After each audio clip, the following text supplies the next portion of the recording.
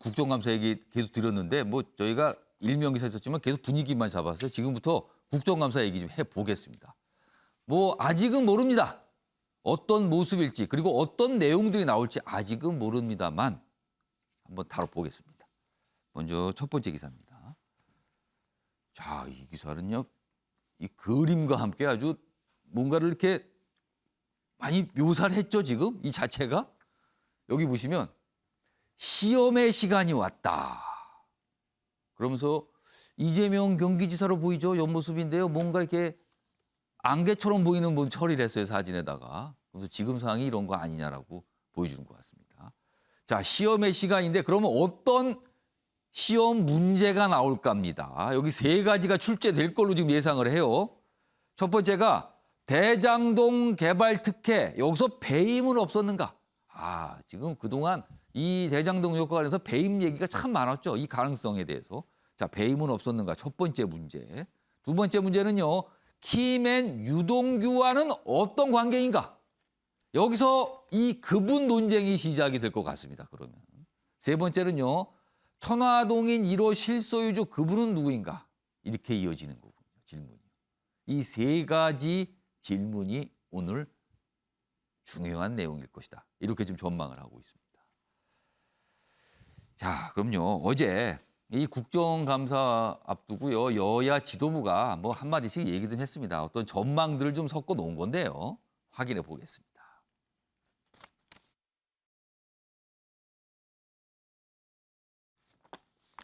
영상이 지금 나가는데 뭔가 잠시 멈췄어요. 제가 좀 영상이 좀 준비되는 준비 시간을 좀 잡기 위해서 좀 더 소개해 드리겠습니다.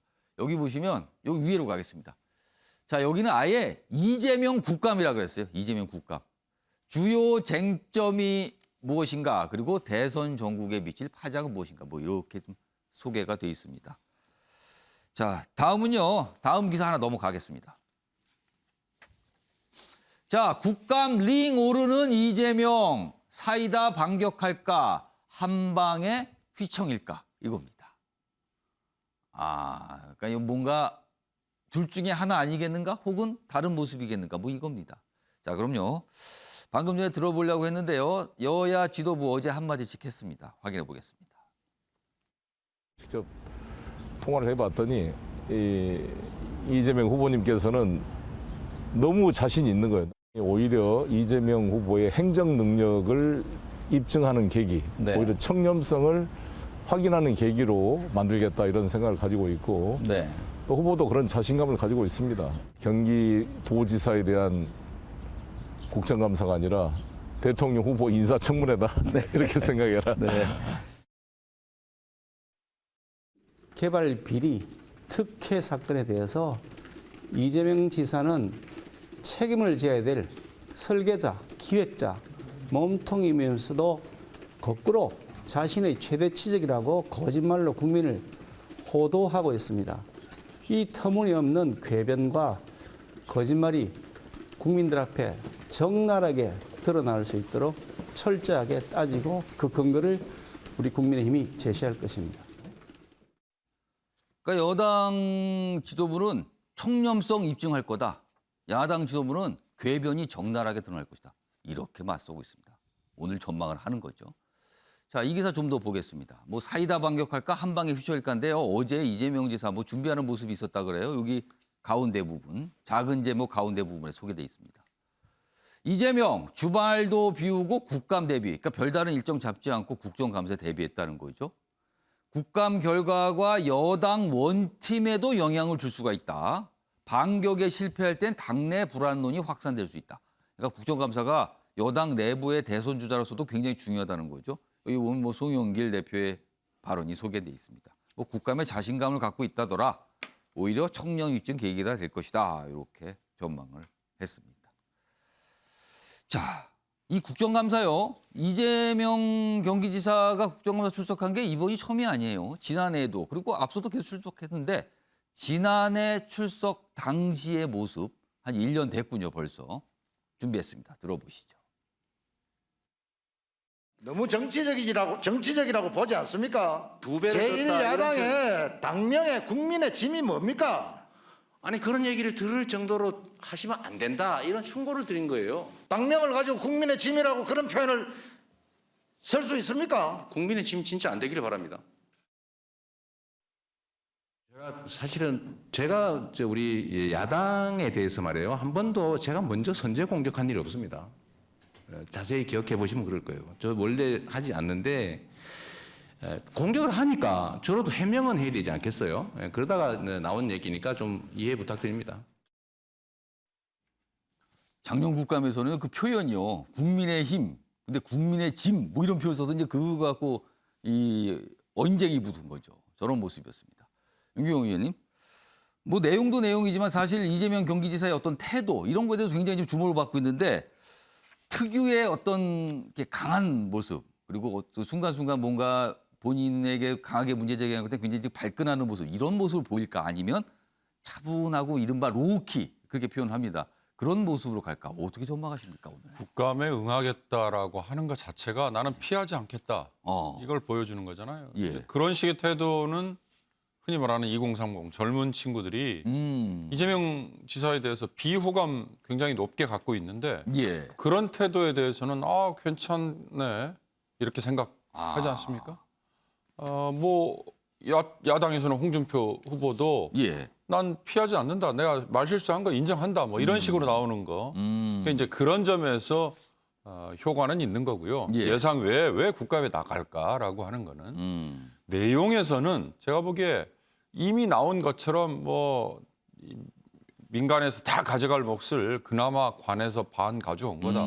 그리고 그 자체 설계 내가 했다. 이런 얘기는 얼마든지 또 되풀이 하겠죠. 예. 그러나 지금 관건은 초과이익 환수라는 규정을 실무진에서는 넣어야 된다고 했는데 예. 그걸 유동규의 지시로 삭제해버리고 그냥 넘어갔다고 그랬잖아요. 예. 그에 대해서 이재명 지사가 과연 알고 있었느냐 또는 결재를 했느냐 이런 부분은 이번 국감에서 명확히 밝혀져야겠죠. 쉽게 말하면 유동규나 아니면 김만배나 남욱, 정영학 예. 지금 나온 핵심 플레이어들은 이 네 사람이잖아요. 예. 어떻게 알 수 있느냐? 유동규는 배당이나 분양 수익 뭐 얼마가 갔는지 그건 밝혀봐야 되지만 나머지 세 사람은 지금 민간에서 가져갔다고 하는 몇 천억의 천문학적인 이 수익 중에 대부분을 이 세 사람이 가져갔단 말이죠. 그러니까 이 세 사람이 그것만 봐도 엄청난 역할을 했는데 그들이 그러면 법적으로 문제가 있는 행동을 어떻게 했느냐는 결국 검찰에서 밝혀내야 될 일이에요. 예. 자금 흐름 조사 이런 걸 통해서. 그 관리 책임 감독을 갖고 있는 이재명 지사는 그러면 오늘 과연 검찰에서나 할 수 있는 얘기를 예. 국정감사에서 국민에게 할까? 이게 이제 핵심이겠죠. 그러나 저는 그동안 최근 몇 년 사이에는요. 국정감사든 또는 청문회에서 야당 즉 공격하는 쪽에서 그 자리에서 뭔가 그동안에 몰랐던 걸 꺼낸 거 본 적이 없습니다. 왜냐하면 제보를 받거나 뭔가 뜨끈뜨끈한 걸 입수를 하면 참지 못하고 미리 언론에 흘리잖아요. 그래서 자기의 입지를 예. 그걸로 먼저 한번 보여주잖아요. 이제 그런 점이 하나 있고 또 하나는 요즘엔 정보의 홍수, 정말 정보가 넘쳐나서 문제지 없는 정보가 생겨난 거 이거 별로 저는 없다고 보기 때문에 이번 국정감사에 야당 의원들에게 정말 그동안에 언론에 보도되지 않았고 정말 남들이 몰랐던 숨겨져 있는 정보가 제보가 얼마나 됐을까. 전 그거에 대해서 별로 그렇게 기대를 안 하거든요. 그렇다면 야당 의원들은 이재명 지사에 대해서 아까 앵커가 얘기하신 것처럼 수감 태도나 뭐 이런 걸로 공격을 하겠죠. 지금까지 이재명 지사는 국정감사나 이런 자리에서는 굉장히 공세적이었어요. 예. 그러나 이번에 이낙연 후보와의 경쟁 직후에는 겸손 모드 뭐 이런 표현들이 좀 예. 돌았지 않습니까? 그건 여러 가지 이유에 필요했기 때문에 겸손 모드예요. 오늘 국감 저는 예상해 보건데 내용에 관해서는 아마 팔짱을 끼고서라도 건방지다는 얘기를 예. 들으면서라도 본인의 논리를 강변을 할 거예요. 그러나 나머지 이를테면 야당 의원들이 변죽을 울리면서 공격하는 거에 대해서 그건 뭐 강하게 나오겠지만 나머지 국민에게 비춰지는 모습은 그런 겸손 모드와 혼합이 되지 않을까 그렇게 예상해 봅니다. 자, 배지우 교수님. 네. 오늘 여당 의원들은 아무래도 좀 이렇게 방어하는 입장일 거고요. 야당 의원들이 집중적인 공세를 할 텐데 여기 여러 가지 내용들 아까 3가지 질문들이 예상된다는데 많은 경우 이재명 지사 입장에서는 몰랐다 또는 문제 없다 이렇게 답변을 해야 될 것 같아요. 자, 그런데 이게 답변에 따라서 굉장히 애매하고 이상한 상황이 될 수도 있거든요. 그러니까 야당에서 그동안 얘기한 게 자, 그러면은 가담한 것이냐 무능이냐 둘 중에 하나 선택을 해라. 이런 얘기가 나오거든요. 이거 어떻게 됩니까, 그러면? 제가 볼 때 오늘 이재명 지사의 국감 답변은 큰 틀은 정해진 것 같아요. 본인이 이제 결코 양보할 수 없는 부분은 2가지예요. 하나는 이제 대장동 사업의 성격. 예. 이건 내가 분명히 공공이익 환수 5,500억을 낸 부분이다. 이건 잘한 것이다. 예를 들면 부산의 LCT 사업 같은 경우는 결국 1조 원 정도를 다 민간이 가져갔는데 내가 5,500억 원을 공공이익으로 환수하지 않았다면 이것조차도 민간 사업자들이 다 가져갔을 것이다. 라는 부분은 분명하게 본인이 강조할 것 같고요. 그러니까 다시 치적이 있었다. 치적 부분을 강조할 것이다. 그렇습니다. 예. 그리고 2번째는 이제 특혜나 부정 비리와 관련해서는 예. 나는 돈 한 푼 받은 적이 결코 없다. 지금까지 진행된 양태를 보면은 결국 돈이 흘러 들어간 곳은 국민의힘 게이트라고 할 수 있는 보수 쪽 이명박 박근혜 정권 쪽 사람들에게 지금 치중돼 있지 않느냐라는 부분은 이제 분명하게 강조할 것 같고요.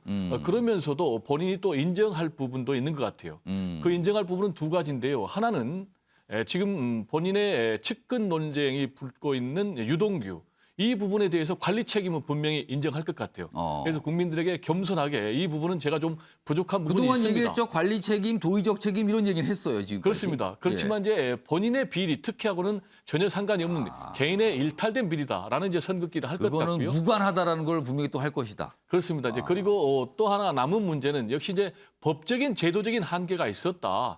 당시에 100% 공영 개발로 했으면 좋았는데 국민의힘 측에서 반대를 했기 때문에 민관 합동을 했고 따라서 앞으로 법적 제도적인 보완을 통해서 100% 국민이익, 공공이익으로 환수할 수 있는 자신이 대통령이 되면은 이런 제도적인 보완을 정책적으로 추진해 나가겠다라는 부분을 할 것 같아요. 이제 오늘 이런 메시지와 관련해서 과연 국민들이 어떻게 생각하느냐가 가장 중요한 관건 아니겠습니까? 예. 따라서 이제 오늘 국감은 제가 볼 때는 이재명 지사 측 또는 국민의 측 모두에게 양날의 칼이 될 것 같아요. 만약에 이재명 지사가 잘한다면은 예. 기회의 시간이 되겠지만 잘못한다면 추락의 위기를 맞게 될 수도 있겠고요.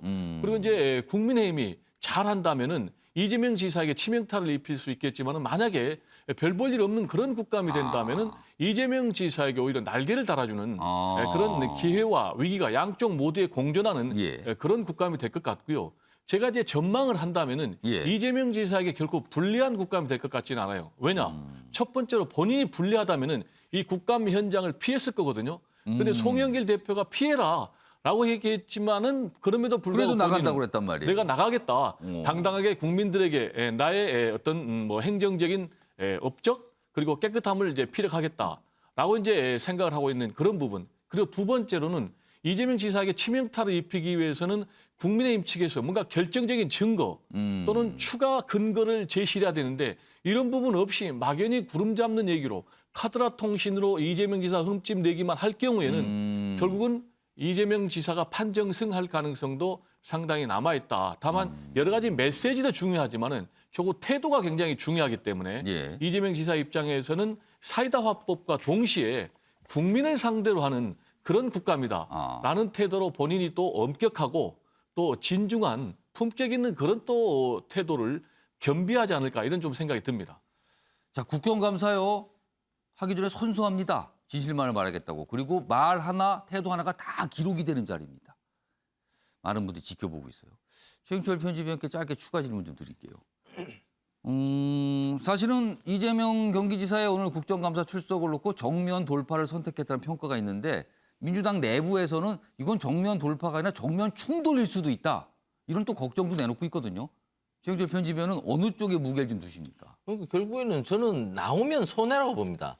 이 사안이 언론에 많이 노출되면 노출될수록 이건 손해입니다. 사람들이 자꾸 얘기하면 할수록 그건 그렇습니다. 좋을 게 없다. 그러니까 그렇게 빈도가 많아질수록 이게 손해인데 이재명 지사는 하고 싶은 거죠. 적극적으로 자신의 그 주장을 항변성으로 하고 싶은 거죠. 그러니까 이게 전략적인 구도보다는 자신의 예. 감정에 좀 치우친 것이 아닌가. 저는 많이 나오면 많이 나올수록 이것이 불리하고 그리고 제가 얼마 전에 건설회사 임원 하나를 만났는데 예. 수도권에 지금 아파트를 많이 짓는단 말이죠. 근데 지금 땅 수용이 안 된답니다. 왜 그렇습니까? 지금 대장동 때문에 너희들 짱값으로 땅 사가지고 비싸게 팔아먹으려는 거지. 주민들이 다 반발을 하는군요. 그렇습니다. 이게 국민들이 굉장히 부동산에 대해서 불신이 커졌다는 거죠. 그러니까 이게 특히 수도권의 국민들의 감정선을 많이 건드려 버렸다는 거죠. 그러니까 이것이 자꾸 언론에 노출되고 국감에 노출되고 이렇게 예. 많이 나오면 나올수록 사람들의 분노는 더 커지는 겁니다, 지금. 그런데 이재명 지사는 그것을 자신이 정면 돌파 개인기를 통해서 할 수 있다고 생각하는 거죠. 자신이 있다라고 말을 했다 이렇게 알려지고 있는데 그렇습니다. 그것은 저는 국민들의 감정을 너무 모르는 것이 아닌가. 저는 이재명 지사 이번 국감 출석은 조금 실수한 것이 아닌가. 저는 이렇게 생각합니다. 세 분 말씀 들어봤는데요. 오늘 어떤 모습일지 아마 이게 언론 통해서도 이제 생중계도 되고요. 아마 굉장히 이후에도 많은 분석들이 좀 나올 것 같습니다. 자, 지금까지 뭐 이 대장동 의혹 그리고 국정감사 얘기 해봤는데요. 지금부터는 대선과 관련돼서 좀 얘기를 좀 다뤄보겠습니다. 화면 좀 봐주시죠. 지금 이 민주당의 이제 대선 후보 이재명 경기지사 그리고 야당의 유력 주자 중에 한 분인 윤석열 전 검찰총장 서로를 향해서 구속 얘기를 꺼내고 있어요 지금요. 먼저 여기 보면 이재명 경기지사, 이재명 대선 후보 얘기예요. 부산저축은행 당시 수사된 걸 얘기하면서 윤석열 전 총장을 비난하고 있어요. 당시 주인검사로서 대장동 대출권 수사하지 않은 이유가 뭡니까? 그러면서 여기 문제 제기를 계속하고 있습니다. 그러면서 고의로 피했다면 중범죄다. 구속될 사람은 이재명이 아니라 윤석열 전 총장님인 듯하다. 그러면서 구속 얘기를 딱 꺼냅니다. 뭐 하니까 구속되실 것 같은데요. 뭐 이런 것 같아요. 다음 보겠습니다. 그리고 그에 앞서서 윤석열 전 총장이 먼저 이런 얘기도 꺼냈어요. 그분이 바로 그분이라는 심증이 갈수록 굳어진다. 민주당 모 의원 말대로 유력 대선 후보가 구속되는 초유의 사태가 벌어질 수도. 이렇게 얘기합니다. 서로를 겨냥해서 구속 얘기를 꺼내는 거예요. 한마디로 말하면 당신 잡혀 들어갈 것 같아. 이 얘기를 대놓고 하는 겁니다. 지금 후보들이요. 이런 상황입니다. 자, 이런 상황을 두고요. 다음 기사는 분석을 좀 했어요. 보시죠. 이 상황을 놓고 이 기사는 적대적 공생 전략이라고 보고 있습니다. 서로 증오하고 비난하는데 이게 결국은 본인의 위상에 도움이 된다는 거예요. 적대적 공생 전략입니다. 이윤의 이유 있는 난타전이다. 여기 보면 이재명, 윤석열 때리기 집중하면서 집안 단속을 하고 있다. 그런 측면이 있겠네요. 맞대결 땐 도덕성 리스크 상세도 계산하고 있다. 윤석열도 홍준표 공세 무대응으로 일관하고 있는데 이재명 공략하면서 대악마 이미지를 굳히고 있다. 그러니까 서로 득을 보는 게 이재명은 집안 단속 가능성 그리고 리스크 상세 가능성 그리고 윤석열 전 총장은 대악마 이미지를 강하게 가지고 간다. 그래서 적대적 공생이라는 얘기가 나옵니다. 다음 기사 더 보겠습니다. 그런데요. 이재명, 윤석열의 등 돌린 20대 대선이 비호감 경쟁으로 가고 있다. 그렇습니다. 이 두 후보 비호감도도 상당히 높습니다. 앞서는 적대적 공생, 여기는 비호감도. 이렇게 기사로 다루고 있습니다. 선환 변호사. 네. 지금 여기서 보면 적대적 공생, 근데 비호감도 나오는데 이 분석에 동의하세요? 네, 저는 전적으로 동의합니다. 아. 그러니까 일단 적대적 공생관계부터 생각을 해보자면요. 아마 윤석열 후보 입장에서도 이재명 지사가 최종 후보가 된 것이 굉장히 반가운 일일 겁니다. 반갑다. 네, 맞습니다. 왜냐하면은 윤석열 전 총장에게도 예를 들어 뭐 장모라든지 처라든지 여러 가지 이제 진행되고 있는 사건들이 있고 그런 것들을 도덕성 리스크라고 평가하는 부분들도 분명히 있습니다. 그런데 여기에 대해서도 내가 아무리 비도덕적이라 하더라도 이재명 지사보다 비도덕적이겠느냐라고 하는 거를 이제 야당 지지층에게 어필하는 이른바 것이고요. 여기는 상세, 리스크 상세 이겁니까? 네, 맞습니다. 그리고 대장동 이 비리라든지 이런 부분도 그 윤석열 전 총장 입장에서는 홈그라운드라고 할 수 있습니다. 자기가 검찰 시절에 예. 이런 비리 사건들을 많이 다뤄봤다라고 하면서 뭐 사실상 검찰 후배들을 훈계하는 것 같은 모습을 보여주기도 했고요. 최근에 그랬어요. 네, 맞습니다. 이슈상으로도 윤 전 총장이 나쁠 게 없는 부분이 있고요. 또한 반대로 이제 이재명 지사 입장에서 보면 예. 마찬가지로 도덕성 논란을 상쇄하는 부분이 분명히 있는 거는 당연하고 또 한 가지는 원팀에 있어서 굉장히 중요합니다. 왜냐하면 이낙연 후보 지지자들이 보기에도 윤석열 전 총장은 사실은 주적이라고 할 수 있습니다. 그러니까 총장직을 그만두기 이전부터도 문재인 정부의 주적이라고 해도 과언이 아니었기 때문에 이른바 뭐 군사적 주적이 아니라 정치적으로 이제 정적 이렇게 네, 되겠죠. 맞습니다. 그럼? 정치적인 예. 정적이었다고 할 수 있기 때문에 이낙연 후보를 지지했던 분들한테도 아무리 이재명 후보가 마음에 안 든다 하더라도 결국 이제 원팀이 안 되면 윤석열 전 총장을 돕는 꼴이 된다. 외부에 적이 호소하는. 있지 않습니까? 이겁니까? 네, 맞습니다. 외부에 굉장히 민주당 지지자들이 보기에는 굉장히 강하고 안 좋아 보이는 적이 있다라는 걸 강조하는 전략으로 보이고요. 근데 이런 것들이 이제 그 뒤에 있는 기사에서 보셨지만 예. 결국은 비호감도로 나타나는 것입니다. 양쪽 다 내가 이런 능력이 있다, 내가 이렇게 깨끗하다, 내가 좀 더 나은 정치를 하겠다라는 것이 아니고 저 사람보다는 내가 낫다라는 얘기만 계속하고 있다 보니까 특히 지난 뭐 4.7 재보궐선거나 뭐 여러 가지 예. 면에서 내로남불에 대해서 혐오감을 느끼고 또 어떤 여러 가지 정책 실패에 대해서 좀 더 나은 대안을 기대하고 있는 20대들이 보기에는 예. 양쪽 다 굉장히 참 비호감도가 높다. 이거 정말 거의 최악만 피하자. 이게 우리 정치의 수준이냐. 이렇게 좀 굉장히 환멸을 느끼는 젊은이들이 많아지고 있습니다. 그러니까 비호감도가 높으면 많은 분들이 그런 말씀하시잖아요. 참 찍을 사람 없다. 그러니까 이런 생각하는 거 아니냐는 거죠. 지금 젊은 층에서. 네, 맞습니다. 적대적 공생과 높은 비호감도. 과연 이게 어떤 영향을 줄지요. 다음은 전 각각의 대선 후보 좀 다뤄볼 예정인데요. 여당 당대표가 이런 얘기를 꺼냅니다. 보겠습니다. 지금 얼마 전까지요. 정권 재창출 이거 굉장히 강조했잖아요. 그리고 이재명 경기지사도 후보 되면서 정권 재창출 연장 뭐 이런 얘기 강조했어요. 그런데요. 여당 내에서 송영길 대표가 이재명이 당선돼도 정권 교체다. 정권 교체라는 얘기를 꺼냅니다. 경선이 끝나자마자 문재인 대통령과 약간 거리두기 차별합니까? 일단 질문을 하는 거죠. 아래로 갑니다. 왜 이런 얘기를 꺼냈을까? 여기는 배경을 좀 설명해요. 정권 교체 여론이 지금 50%를 넘어졌죠. 최근에 정권 교체와 정권 연장 이 여론 차이가 좀 벌어지고 있거든요. 부동산 불만이 크자 차별화를 시도하는 것 같다. 그리고요. 매주 열던 고위 당정청 회의 내년 3월 대선 때까지 중단키로. 그러니까 대선에 영향을 줄 수 있다. 뭐 이런 일을 들었는데 이것도 어떻게 보면 좀 미래적인 거 아니냐. 이렇게 좀 보고 있습니다. 자, 그럼요. 이 송영길 대표가 이 정권 교체 얘기를 했거든요. 그 얘기 확인해 보겠습니다. 들어보시죠. 정권 교체 욕구가 높은데 여든 야든 정권은 교체되는 것입니다. 이재명 후보가 당선되더라도 새로운 정권이 만들어지는 것입니다. 단순한 문재인 정부를 다시 재창출하는 것이 아니라 문재인 정부의 기본 노선과 장점을 계승해 나가되 부족한 점들은 보완 발전시켜 나갈 것입니다. 정철 편집위원. 지금까지 여당 내에서 듣기 어려운 얘기가 나온 거예요. 자, 이재명 민주당 후보가 만약에 대선에서 승리해서 대통령이 될 경우 이건 정권 교체 의미가 있다고 보세요? 어떻게 판단하십니까? 역대 정권이 모두 그런 프레임을 썼습니다. 정권 재창출을 할 때도 예. 정권 교체의 느낌을 충분히 살려줬습니다. 김대중 대통령에서 노무현 대통령으로 넘어갈 때 예. 김대중 대통령과 노무현 대통령 완전히 다른 스타일이었습니다. 그 당시 민주당 지지자들에게 정권 교체의 느낌을 듬뿍 안겨줬습니다. 그러니까 재건축은 하지 않더라도 적어도 리모델링 정도의 모습을 보여줬다는 거죠.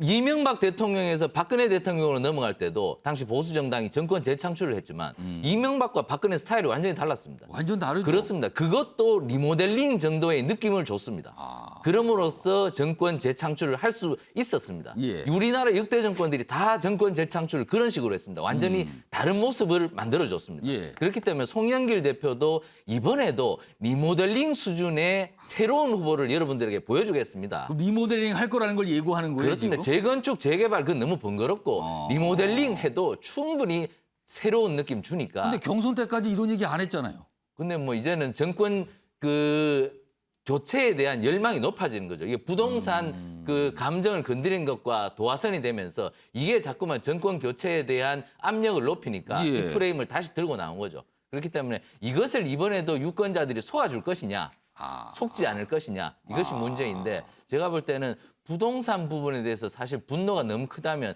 이번에는 속지 않을 가능성이 크지 않을까. 이 부분에 대해서 좀 위기감을 느낀 송영길 대표의 발언이라고 저는 해석을 해봅니다.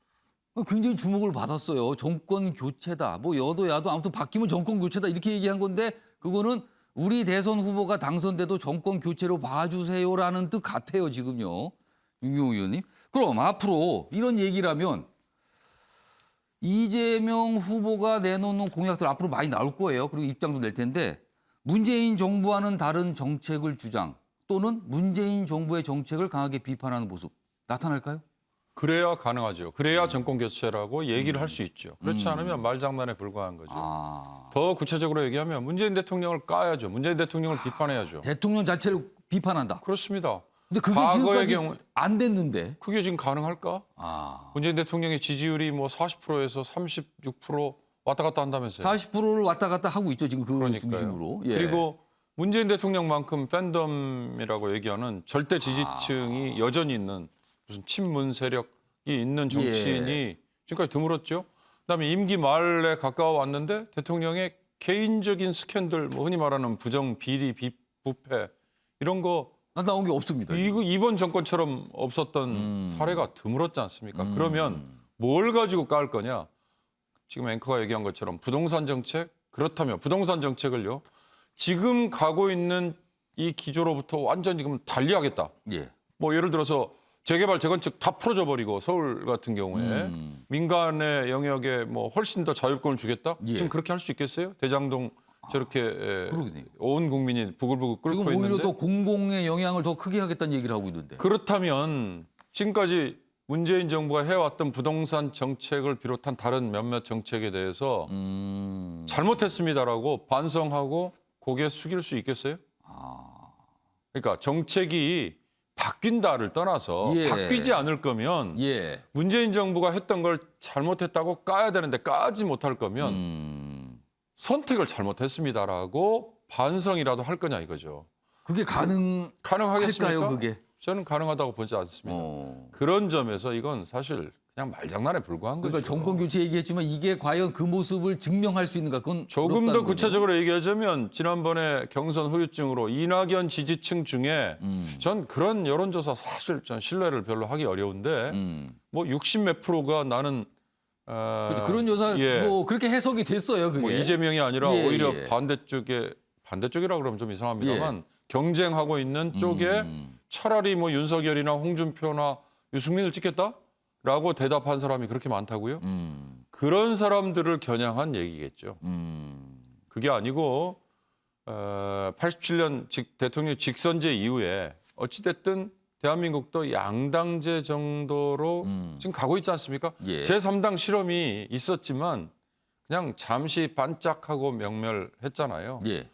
그렇다면 보수의 흐름을 계승하는 정당 하나, 증권 국민의힘이고 그다음에 개혁이나 진보를 자임하는 정당 하나. 그래서 뭐 김대중, 노무현 그리고 문재인까지 왔고 스스로도 뭐 민주정부 사기인가 이렇게 얘기를 했잖아요. 예. 그렇다면 이 양당제 체제의 정권이 왔다 갔다 하는 걸로 아마 국민은 인식하고 있는데 그걸 어떻게 저런 말장난으로 거역을 할 수 있겠어요? 저건 당 내용에 불과하다. 제가 보기에는 그렇게 해석이 됩니다. 그 당내 표단 속에 의미가 있는 거 아니냐 혹시 뭐 이렇게 좀 해석이 됩니다. 그래서 이게 정권 교체 이런 표현을 씁니다. 지금 경선 때 들어보기 어려웠던 표현이에요 지금요. 다음 기사 역시 이재명 지사 관련돼 있는데요. 지지율 얘기입니다. 야당 대선 주자 누구와도 붙어도 30%의 중반에 머물고 있어요. 그러니까 이재명 지사의 양자 대결, 가상 양자 대결 지지율을 보면은요. 여기 그래프 좀 보실까요? 지금 국민의힘 주자 4명이 경쟁을 하고 있는데 그 4명과 각각 양자 대결을 한 여론조사가 있는데 보세요. 이재명 지사의 지지율은 거의 같아요. 안 바뀌어요. 여기 보면 이재명, 윤석열 뭐 33%. 요때도 홍준표 후보 할 때도 32.8. 거의 같네요. 그리고 원희룡 전 지사가 할 때도 35. 유승민 전 의원 할 때도 30.7. 33%요 정도 선에서는 딱 묶여 있어요, 지금. 독특한 현상이죠, 이것도. 좀 더 보겠습니다. 그래서 지지율에 가로막힌 이재명이라고 돼 있어요. 여기 보시면 대선 후보로 선출된 뒤에 컨벤션 효과 지금 없다는 평가 받았죠. 그리고 대장동 의혹 때문에 중도 확장이 잘 안 되는 건가? 그래서 어떻게 저렇게 4명 후보하고 똑같이 누구하고부터도 똑같은 지지 나오나? 물론 다른 여론조사 결과는 좀 다를 수도 있습니다. 일단 이런 모습이 나타났거든요. 주목이 좀 되고 있습니다. 배종호 교수님, 예. 왜 이렇게 묶여 있는 건가요? 지지율이 변화가 없어요. 다른 4명의 후보 각각 양자 대결에도 어떻게 거의 비슷한 수치가 나옵니다. 이건 무슨 의미입니까? 네, 한마디로 이제 얘기하면은 예.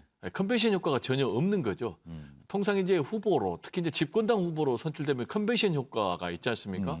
뭐 최소 2, 3%에서 많게는 이제 5% 포인트까지 지지율이 상승해야 되는데 말씀하신 대로 이재명 지사가 뭐 윤석열 후보뿐만이 아니고 홍준표, 유승민, 원희룡 누구하고 붙어도 30% 중반에 이른바 박스권에 갇혀 있는 그런 상황이란 말이에요. 예. 이제 이재명 지사 개인 입장에서는 굉장히 좋지 않은 그런 현상이죠. 그럼 이제 왜 이런 현상이 벌어졌는가? 제가 볼 때 뭐 크게 3가지로 보는데요. 역시 이제 명락대전으로 인한 경선 후유증이 상당히 영향을 미치고 있다. 뭐 조사해 보니까 이낙연 지지자 중에 14%만 이재명 지사로 가겠다라는 이제 뭐 그런 그 여론조사. 여론조사에 대해서 약간 좀 논쟁이 좀 있긴 하지만 일단 뭔가 오롯이 가지 않는다는 걸 보여줬어요. 네, 그런 이제 여론조사 예. 결과가 있는 그런 상황인데도 불구하고 이낙연 후보가 깔끔하게 경선 승복 선언을 하지 않았지 않습니까? 예. 그리고 지금도 선대위에 합류를 안 했기 때문에 이런 부분이 민주당 지지층에도 상당히 영향을 미친 것으로 보이고요. 그리고 이제 두 번째로는 역시 이제 대장동 사태를 빼놓을 수가 없어요. 대장동 사태가 앞으로 도대체 어디로 튈지 예측이 지금 불가능한 그런 상황이기 때문에 민주당 지지층에서도 좀 판단을 유보하고 이 사태가 어떻게 전개되는가를 좀 지켜보는 그런 영향 때문이 아닌가 생각이 되고요. 그리고 세 번째로는 여야 1대1 대결 구도로 사실상 갈 수밖에 없는 그런 상황. 예. 그러다 보니까 진영 대결로 그런 상황. 그러다 보니까는 중도라든지 또는 뭐 무당층이라든지 청년들도 좀 판단을 유보하고 있는 그런 상황 때문이 아닌가 생각이 되고 이런 현상은 꼭 이재명 지사에게만 국한된 것이 아니고 지금 윤석열 예. 뭐 또는 뭐 홍준표 야당 후보 국민의힘 후보에게도 똑같은 현상이 아닌가 이렇게 분석이 되고요. 그렇다면 앞으로 어떻게 될 것인가? 저는 결국은 선거일이 임박해지면은 예. 결국 이제 1대1 대결 구도로 가면은 진영 대결로 갈 수밖에 없기 때문에 진영을 지지하는 그런 분들은 표를 줄 수밖에 없기 때문에 40% 여야 모두 넘으면서 제가 볼 때는 상당 부분 지지율이 탄력을 보일 것으로 보이고요. 그래서 결국 중요한 것은 2030 그리고 중도층 이분들이 어떻게 움직이느냐가 이번 대선의 승패를 좌우할 것으로 저는 그렇게 봅니다. 그러니까 누구하고 야당의 누구하고 붙어도 30% 중반대니까 어떻게 보면 굉장히 지지층이 굳건하게 유지되고 있다. 근데 더 이상 늘어나지는 않고 있다. 이렇게 좀 해석이 되는 거예요. 앞으로 어떤 변화가 있을까 없을까 뭐 이런 전망도 여러 가지 있습니다. 그래서 중도층과 젊은층의 표심이 중요하지 않는가. 중도층과 젊은층은 지지자 후보 없다 이런 답변이 참 많이 나오거든요.